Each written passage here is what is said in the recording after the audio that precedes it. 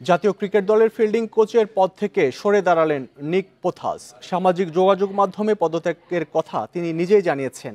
BCB থেকেও বিষয়টি নিশ্চিত করা হয়েছে।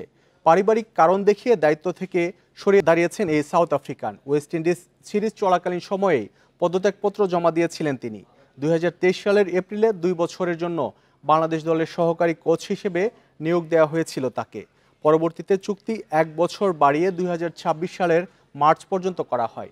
এরই মধ্যে সিনিয়র সহকারী কোচ হিসেবে দলের সঙ্গে যুক্ত হন সালাউদ্দিন। ফলে গত কয়েক মাসে তাকে জাতীয় দলের ফিল্ডিং কোচের দায়িত্ব দেওয়া হয়।